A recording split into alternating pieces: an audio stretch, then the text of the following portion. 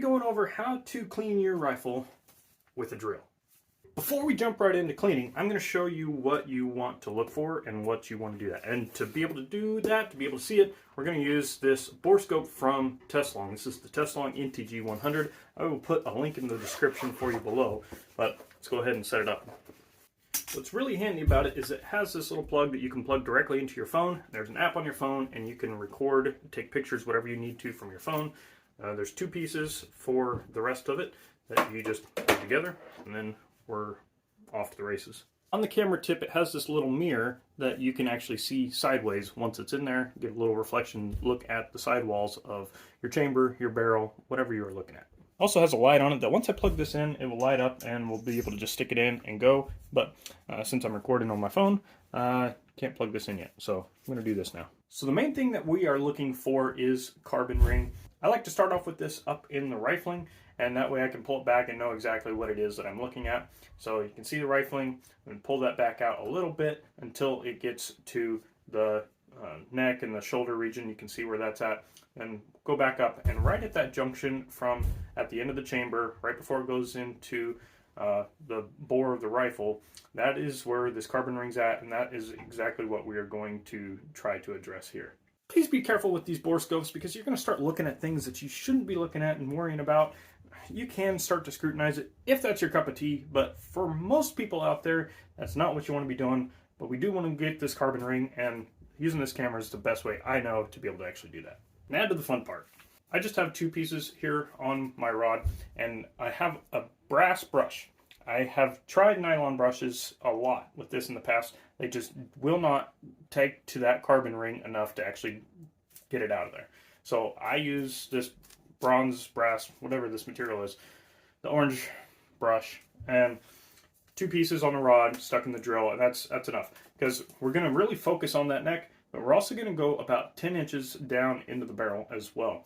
Now, I really picked this technique up from Francis Cologne. He turned me on to doing this. He gave me the analogy that PRS shooting is a lot different than bench rest or F-class and how they might need to clean their guns. The analogy that he uses is for show trucks. If you have a show truck, that thing's nice. You can drive it on the pavement down to the gas station, the store, whatever, come back home, wipe it off with a dust mop, you're good to go. PRS is much more like mud bogging. A dust mop's not going to work. You need some heavy-duty cleaning, and that's where this comes in. To actually get that in the neck, since the neck is bigger than your bore, I use an oversized brush. On this 6mm barrel, I am using a 30 caliber brush.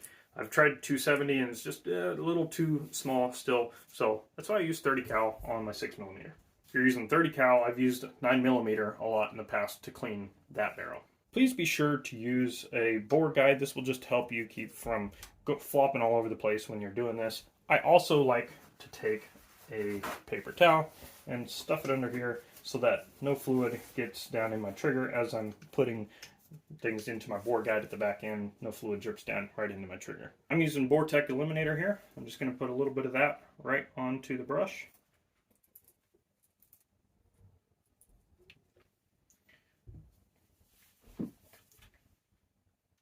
Stick it in, and you can kind of feel where it starts to go into the neck.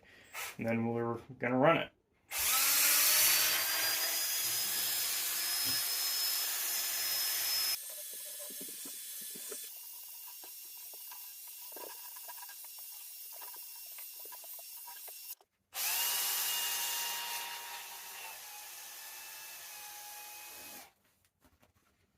I'm going to take my bronze brush with my normal rod.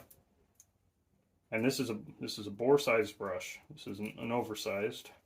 Add a little bit of illuminator to this, and I give it 10 strokes full, all full length of the barrel.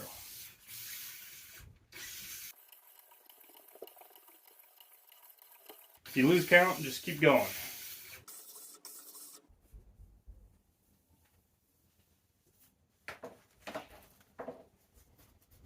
Next, I'm going to take my jag and patches. I'm going to wet the patches. I'm going to run about 2 or 3 wet patches.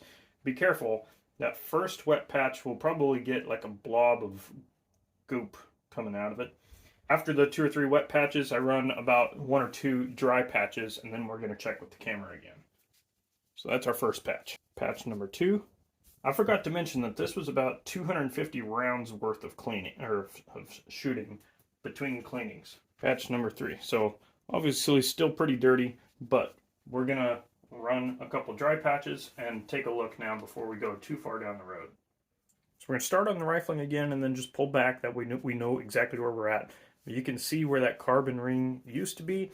There is still a little bit of residual carbon. And depending on the extent of how far you want to go with that, that's probably knocked down most of that carbon ring, but it is leaving a spot for more carbon ring to develop. So we're probably going to go back and tackle that again.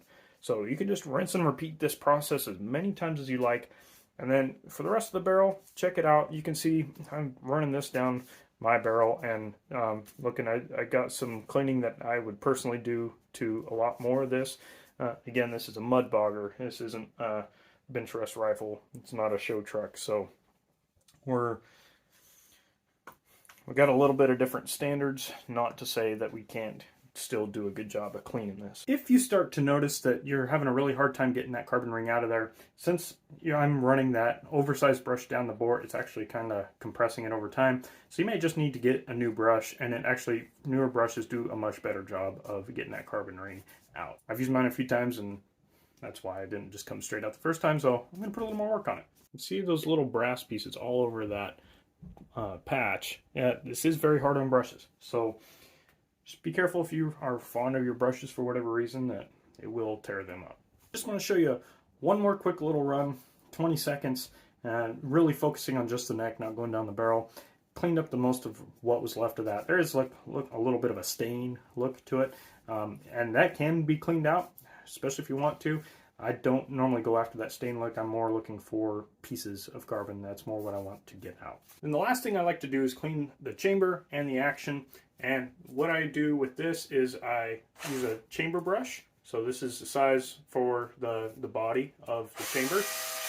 In this case, it's about a 308 size, since this is a 6 Creedmoor. And I don't use the bore guide for this, because obviously the bore guide's going straight into up further into the barrel. So to get the chamber, we don't use the bore guide. So just be a little careful sticking it in. Stick it in back here.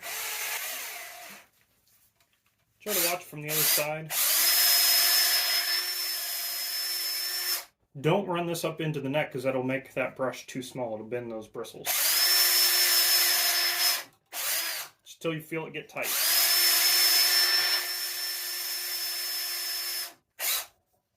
Vortec has this chamber cleaning tool, so I'm going to take this attachment off and put the mop on. You can see that mop is kind of dirty, and I don't want to just get dirty forever, so I actually use some patches with this. This is a 2.5 inch patch, so I will just place it around here like this when I stick it into the chamber. Stick it here and all the way up into the chamber. Give it a few good twists. Don't be afraid to push hard on this one, because it's not going anywhere. We'll pull it out. Switch the mop back out for the receiver tool. And this is pretty cool. This is like a little squeegee that's designed to fit the lugs of your action. So this is the 2-lug attachment. They actually have a 3-lug attachment as well for those of you with 3 lugs. Just be sure you got to specify that, because the kit that I ordered specifically only came with the 2-lug. And this is such a cool tool. I'm not making any money off of this. I just really enjoy this tool. You use the same large patch. These are 2.5 inch patches, if I didn't say that already. I like to actually poke these ones through, because we're going to be pulling these back out as well. And just kind of pay attention to where those wipers are on the back. And force it in. Now it's got this to come in here. And I'm going to push forward against the back of the barrel. And then I'm also going to pull back against those lugs, so it's wiping off the lugs. I'm getting both sides of it, and kind of give it some pressure up and down all around, and then twist it till it lines back up and pull it back out. And I have now cleaned my receiver, especially up here in the front part where all our lugs are at. So sometimes if it's dirty like this, I'll run a second one, but for the most part, you're going to be good to go. And one last dry patch down the barrel for good measure. One thing that I'm very particular about is making sure that there is no lubricant of any sort in the chamber when I'm done. And that's why I use that dry patch with the mop as last as I could up in the chamber part. But then we're just going to check the very last of this as well. I am going in without a bore guide on this one, just to try to be careful and just gentle. And once I get it in there, we're just going to gently run it down.